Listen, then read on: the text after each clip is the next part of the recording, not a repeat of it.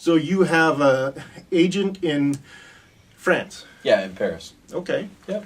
So they've been very good about booking us, and we've had lots of opportunities. We've also played in Germany and Switzerland. But, between the three of us, we've probably played in about 30 countries on 6 continents with Wow. various projects. So, Mike just got back from Australia last night. He's been to Asia. I've been to South America and Europe. Michael's been to Africa.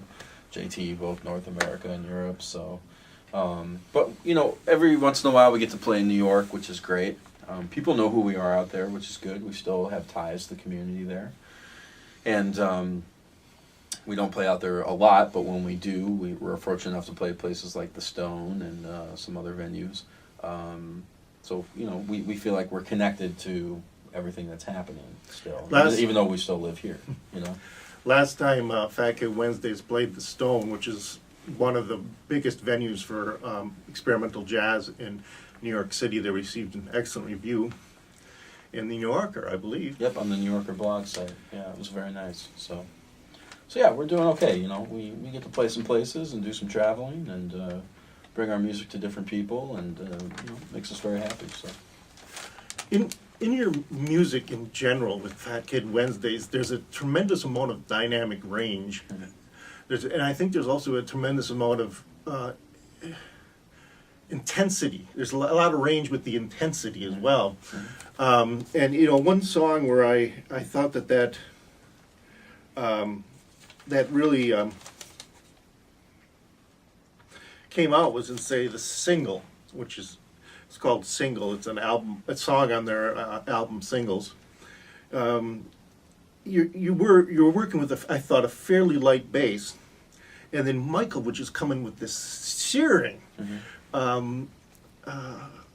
saxophone work. So the juxtaposition was quite startling in terms of both intensity and dynamism. Right. Well, it kind of depends on where we're at, if we're doing a record, if we're playing live.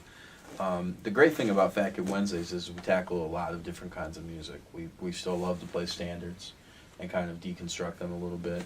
We love playing free improv, just no written music at all, just a name or a title of an idea that we've come up with. And then there's really the middle ground, kind of like the Ornette and Don Cherry type stuff that we play, or any of the people from say, the free jazz movement. We all kind of grew up on that stuff, and we're exposed to the European side of that stuff as we started to go to Europe and a little bit before. So we have a wide range of things that we do, and I think that when you are able to do that in a group and not really be stigmatized by like one specific genre of jazz, the intensity that you're talking about, the ability to go up and down. A lot of groups have a ceiling to where their dynamics end. We don't put those handcuffs on anything that we do. We trust each other enough that, if somebody really wants to go there, we'll go there with him. Because at the end of the day, we're just really 3 friends up there playing music together. The band exists only for the sheer fact that people said, you guys should put out a disc, so we put out a record, and then, wow, you guys should be touring, so okay, well, let's look into that. We never had any intentions of doing those things. We were content to just kind of have our Monday night Clown Lounge gig, and everybody was in 10 other bands already to begin with, so we treated it as something that was a little bit more delicate and precious than, say, our other projects. And I think all those things come out in the music. So the intensity levels that you're talking up and down, everything I just talked about, it's a combination of all those things. And with the amount of time that we've known each other, I've known those guys for half my life now. So You're sometimes called a muscular bass player. I wonder what you think about that tag. I'm okay with it. I mean, I hope that I can also not be muscular when it needs to not be muscular. I think you can be, definitely. Thank you. I mean, I never wanted to really be a musician that wasn't afraid to be able to really play aggressively, and when I was in out east, it was a very competitive scene, and you had to be very aggressive. You had to really come up with your own style and your own vocabulary and your own way of playing the same standard that everybody else is playing. Jazz in the last 10 years has really backed off from that. It's actually become pretty, like I said, these guys have ceiling caps to their dynamic range of certain bands, and it's this kind of floaty, nice thing that you get that's also highly complicated, obviously. But I think musicians in Minneapolis in general, you know, we've never had, like, say, a town like Chicago where there's a huge lineage of people telling you what to do. You've been able... Your playing would be considered Musculars as the first song on singles Unrecovery, which I love that song, by the way. By the band Duster, yeah. The bass is so deep on that sound that you, and I don't know how many notes you play in the song. I don't think it's a whole lot of notes you play, Not a whole lot. but it's just boom, boom, boom. And I mean, if I had to guess, I would have guessed that it was some sort of electric bass with something done to the amplifier. Okay. It was such you know, that song is a rock song by the rock band Duster, and originally on the original. Have you heard the original? No, I have not heard. There's 2 guitars on there also, and I'm covering the harmony of all 3 instruments. Oh, okay. And while it's not fast, there is a presence of the song that is a big statement. And Michael, as a horn player, is a very loud, robust horn player. So I have to be able to match him in the trio and not just be the quiet guy back there playing the bass and complying to, like, well, Michael's up front, so he's the leader. You know, that's the great thing about Fat Kid Wednesdays is we're such a leaderless quartet. You know, and people have noted that over the years. We don't have a single person that's the leader of the band, which can be great, and it also can be, like, kind of up in the air sometimes on when it comes time to make really tough decisions, whether it's musically or business-wise.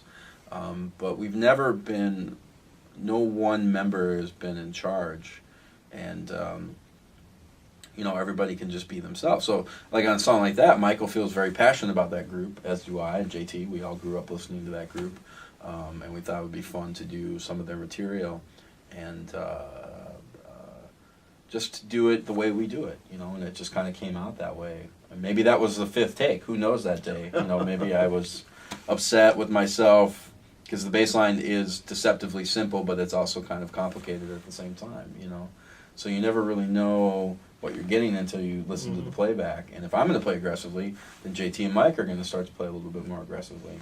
And like last night, you saw where those things can lead. You know, where our ceiling can go from very high to very low very quickly. You know, but that's always been an asset of ours, I think, as opposed to, say, something that somebody would look at negatively.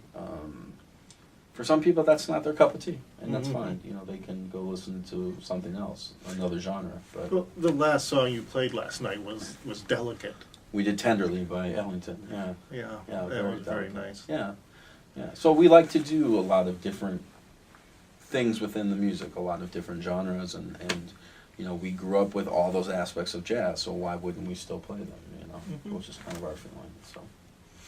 Well, do you have any last comments you'd like to make about Fat Kid Wednesdays, maybe what the future holds in the next couple months or so? We're hopefully going to have a new record, studio record done. We have enough material, we're just trying to get everybody in town at the same time to actually record it. We're just going to continue to play at the Clown Lounge every Monday this month, which is January. I'm sure we'll be there a lot in the spring. We have some touring of Europe in late summer and early November of this year lined up. And when we did play at the Stone in New York, that was filmed by Randy Kramer from Fisher Edit. So we're still working on hopefully getting some sort of DVD live performance out of that. So lots in the works, you know. But like I said, we're the type of band that, you know, we've been doing this for a long time already, and we're not looking to reinvent the wheel here. So, and we're not going to really do anything until it feels right. So you never know. You know, we don't know. So, yeah, that's kind of what's happening. Well, thank you so much. Of course, thank you, Jeff. And good luck to you in all your endeavors. Thank you. And for all you listeners out there, have a good day.